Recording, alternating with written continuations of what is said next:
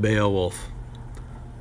Lo, the glory of the kings of the people of the Spear Danes. In days of old we have heard tell how those princes did deeds of valor. Oft skilled, Skeffing robbed the hosts of foemen.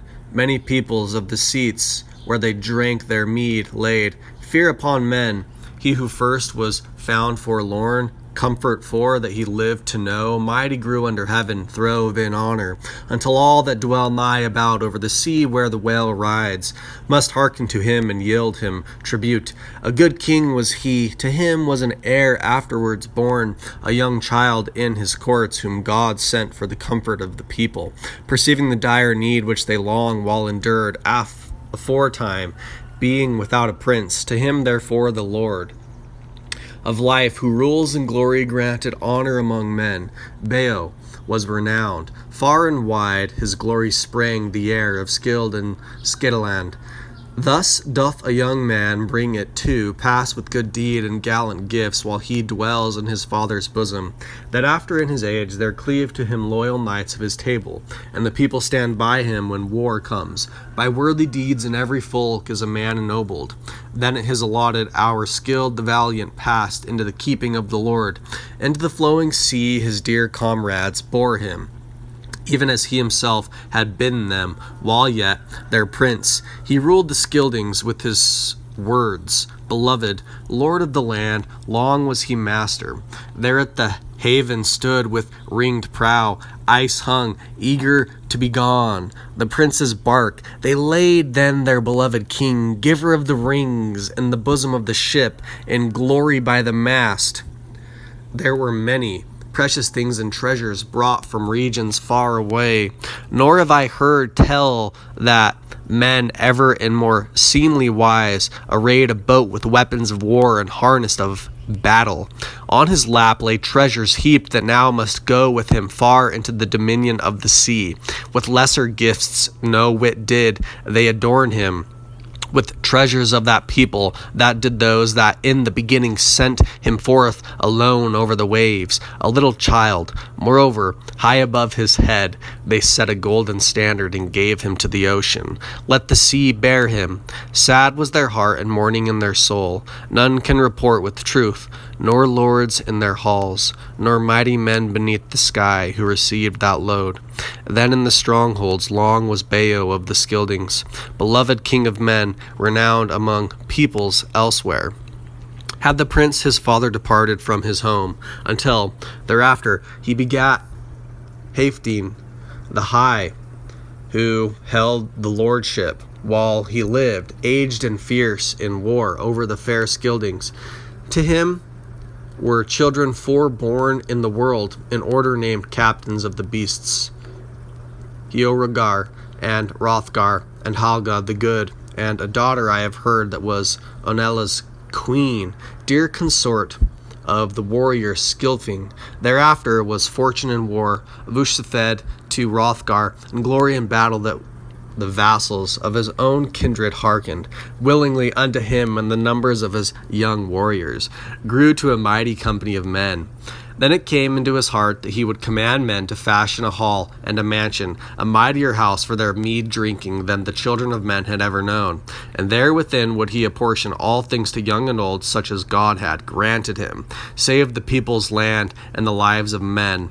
Then have I heard that far and wide to many a kindred on this middle earth was that work proclaimed, the adorning of that dwelling of men in a while swiftly among men. It came to pass for him that it was all made ready, the greatest of houses and of halls. For it he devised the name of Heorot, even he whose word far and wide was law, was vow he believed not. The rings he dealt and treasure at the feast. The hall towered high with horned gables wide, awaiting the warring billows of destroying fire. The time was not far off that between father and daughter's spouse, murderous hate in memory of a deadly feud should awake again. Then the fierce spirit that abode in darkness grievously endured a time of torment. In that day after day he heard the din of revelry echoing in the hall. There was the sound of harp and the clear singing of the minstrel.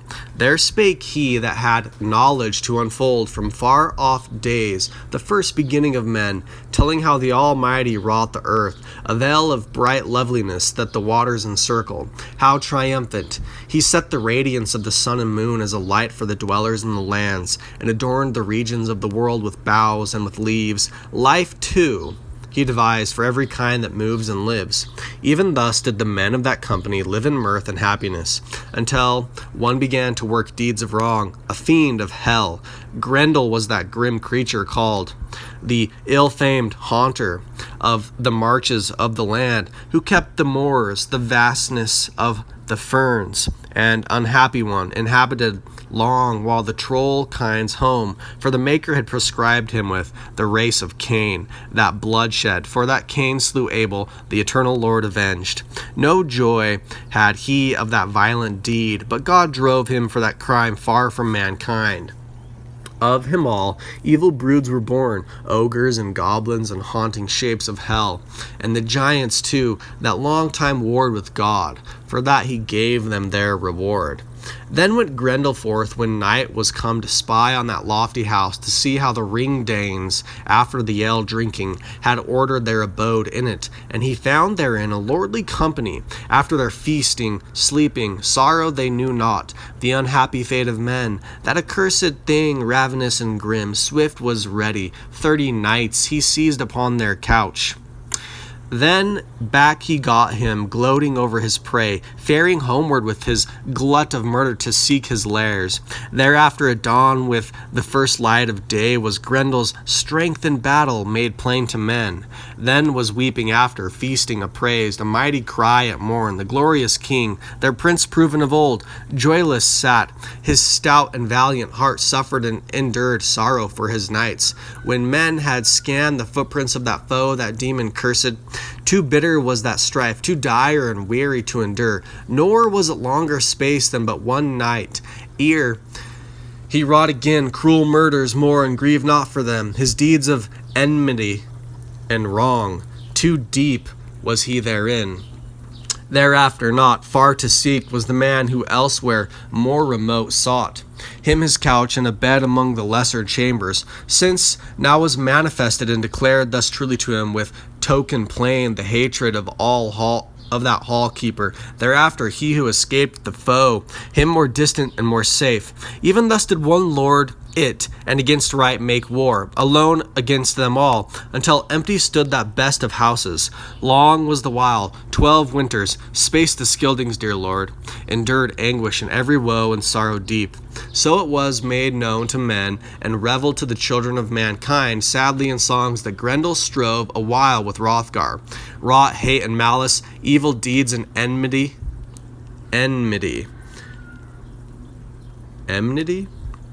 For many a year, a strife unceasing, truce would he not have with any man of the Danish host, nor would withhold his deadly cruelty, nor accept terms of payment, and there no cause had any of the consulars to look for golden recompense from the slayer's hands. Nay, the fierce killer pursued them still, both knights and young, a dark shadow of death lurking, lying in wait, in long night keeping the misty moors. Men knew not whither sorcerers of hell in their wanderings roam. Thus many a deed of evil that foe of men stalking, dreadfully alone did often work. Many a grievous outrage in Heorot's hall, bright with gems in the dark nights he dwelt. Never might he approach the precious throne of grace in the presence of God, nor did he know his will. That was great torment to the Scyldings. Lord, anguish of heart.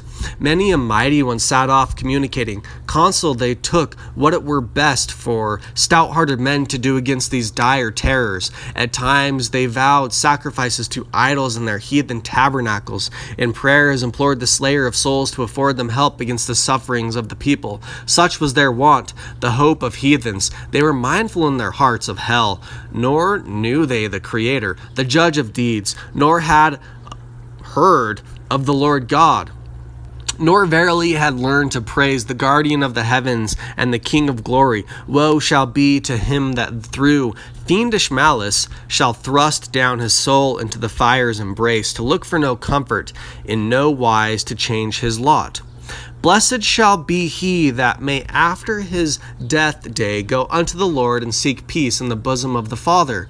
Even thus over the sorrows of that time did the son of Hilfdene brood unceasingly, nor could that wise prince put aside his grief. Too strong was that strife, too dire and weary to endure, that had come upon that folk, torment fierce and cruel, that they needs must bear the greatest of miseries that came by night.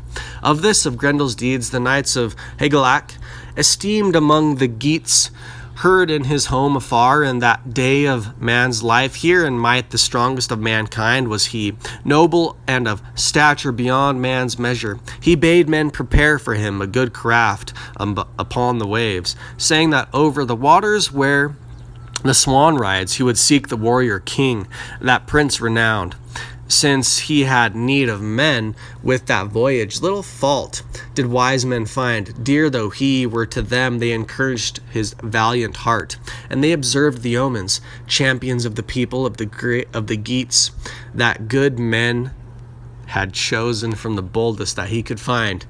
And 50th in ale they sought now their timbered ship, while that warrior, skilled in the ways of the sea, led them to the margins of the land. Time passed on. Afloat upon the waves was the boat. Beneath the cliffs, eagerly the warriors mounted the prow, and the streaming seas swirled upon the sand. Men-at-arms bore to the bosom of the ship their bright harness, their cunning gear of war.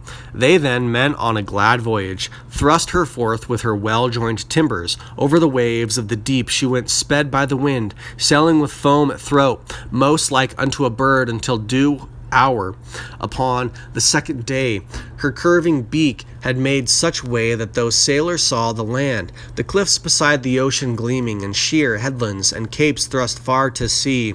Then for that sailing ship the journey was at an end.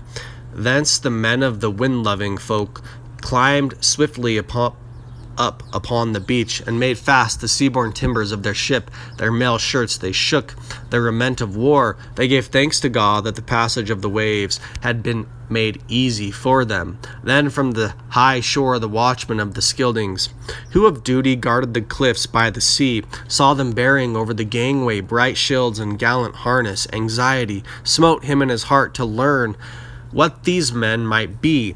He went then to the strand, riding on his horse, Hrothgar's knight, and mightily he brandished in his hands his stout spear shaft, and in words of parley he asked, "What warriors are ye, clad in corslets, that have come thus steering your tall ship over the streets of the sea, hither over deep waters? Lo, I long while have dwelt at the ends of the land, keeping watch over the water, that in the land of the Danes no foeman might come harrying with raiding fleet.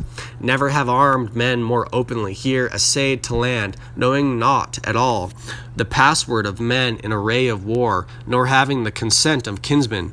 Never have I seen on earth a greater among men than is one of you, a warrior in arms. No hall servant is he in brave show of weapons, if his fair countenance lie not, and his peerless mien. Now must I learn of what people you are, sprung, rather than ye should pass on hence, false spies, into the land of the Danes. Come now, ye dwellers afar, voyagers of the sea, hear my thought plainly spoken. In haste it is best that ye declare whence your ways have led." To him then the chief made answer. The leader of the company opened his store of words. "We are by race of men, of the Geats and hearth comrades of Hygelac. Famed among peoples was my father, a noble warrior in the forefront of battle. Ecgthau was he called. Many a winter he endured, ere in age he departed from his courts. Full well doth every wise man remember him far and wide over the earth. With friendly purpose are we now come seeking thy master, the son of Hilfdene, defender of his people. Be thou kindly in counsel to us. A mighty errand have we to him renowned, the lord of the Danes, and there a certain matter shall not be kept secret, as I think. Thou knowest, if so it be, as in truth we have heard tell, that among the Scyldings I know not what deadly thing, a doer of deeds of secret hatred on dark nights, in dreadful wise makes plain his monstrous malice, shame of men, and felling of the deed. Concerning that with undrudging heart I can give counsel to Hrothgar how he, wise and good, will overcome his enemy, should there ever come change or betterment in the torment of his woes, how those burning griefs will be assuaged. Or else for ever after he will endure a time of tribulation and dire need, while there in its high place abides the best of houses. The watchman spake, sitting there upon his steed, fearless, servant of the king. A man of keen wit who takes good heed will discern the truth in bold words and deeds. My ears assure me that here is a company of friendly mind towards the lord of the Scyldings. Go ye forward, bearing your weapons and your armor. I will guide you, my young esquires. Moreover, I will command honorably to guard your ship, your new tarred vessel upon the sand, against every foe, until with its timbers and its wreathed prow it bears back again over the streams of the sea its beloved master to the weather mark.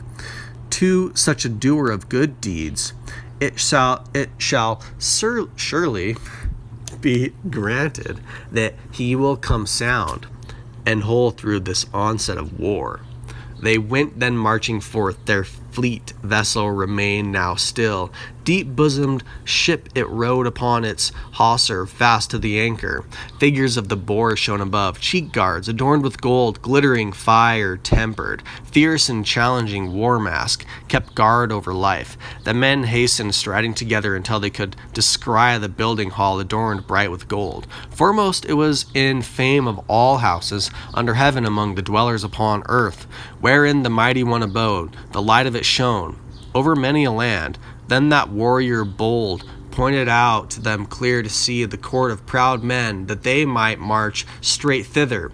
Then that warrior turned his horse, and thereupon spake these words: Time it is for me to go. May the Almighty Father in his grace keep you safe upon your quests. To the sea will I go, against unfriendly hosts, my watch to keep.